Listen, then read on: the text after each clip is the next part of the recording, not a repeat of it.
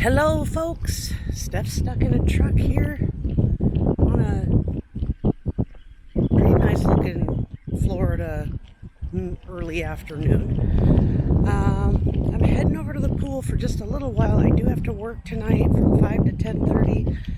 I've got kind of a short shift today because I'm working 6 days this week, so my boss tried to give me a couple that are a little shorter, which is, better than nothing. So I thought I would just give you guys a little update on some of the goings on in my life for those of you who are not Facebook friends or Instagram friends or whatever. So come join me at the pool for a moment, please.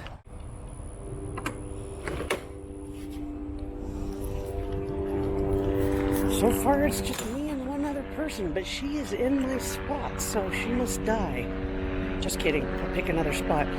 But it looks pretty beautiful right now, doesn't it? I'm pretty excited to be here, even if for just a little while. All right, friends, so I did want to let you know about an incident that went down yesterday that was fairly unpleasant for me, and not just me.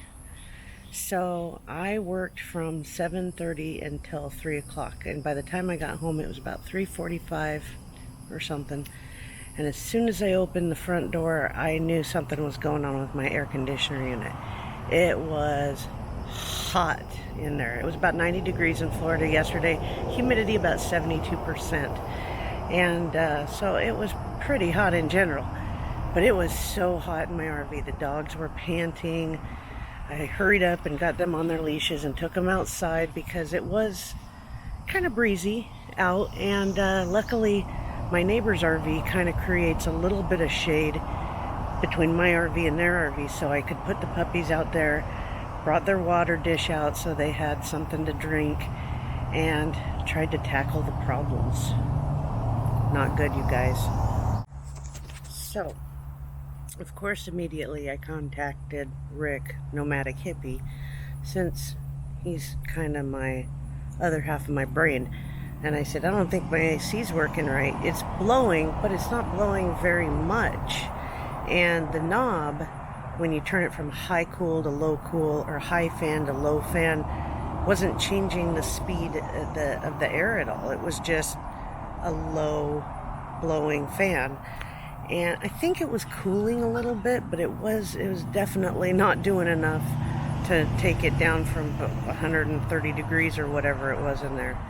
So he started throwing questions at me, and I was trying to answer back in text message, which is, frustrating when you're trying to figure something out sometimes. But,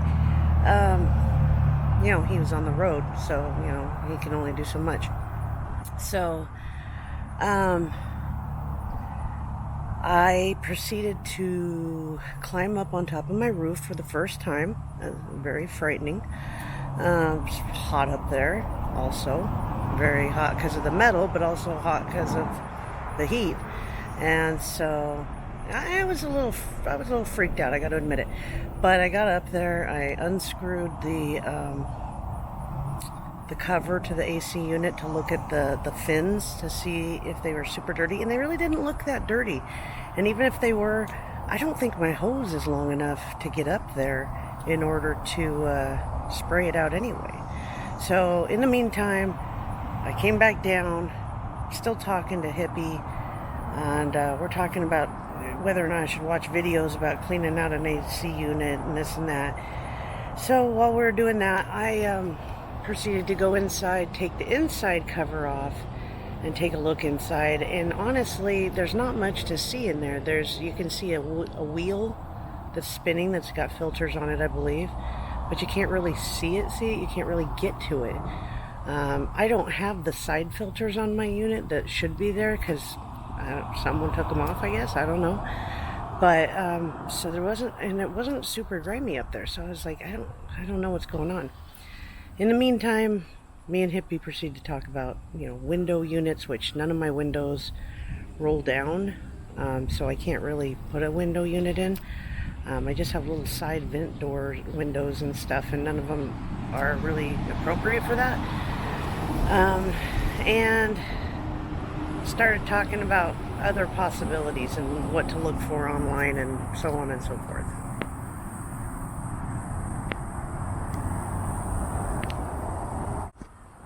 So at this point, it was a little bit of a shock that not one of my neighbors was outside, because I really wanted to ask someone to throw the hose up to me once I got back up there, but nobody was outside.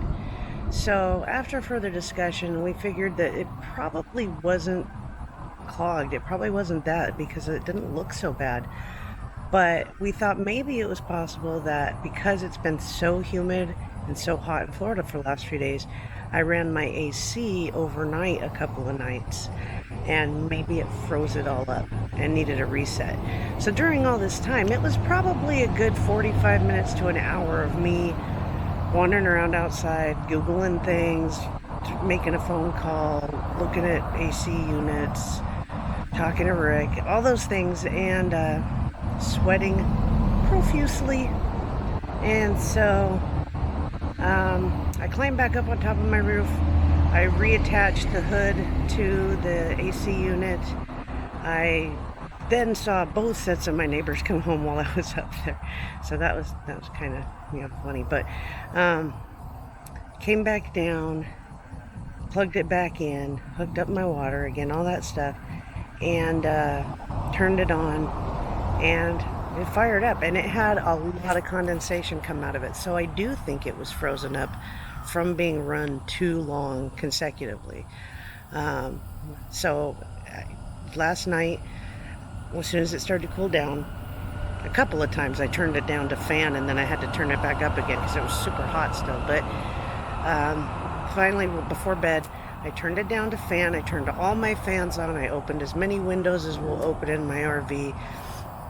It was a little warm in there, but it wasn't too bad. And so gave the AC unit a break.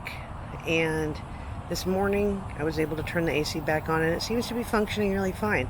I am currently waiting for some callbacks from some RV techs to see if what a service call is going to look like, for them to just come out and check it out and see if everything is functional the way it should be, because I do have my doggies in there, and I can't leave for hours on end and not know that my doggies are going to be safe. I mean, even if you live in a house, you don't always know, but the RVs just heat up so dang fast, So that was my very, very sweaty day yesterday.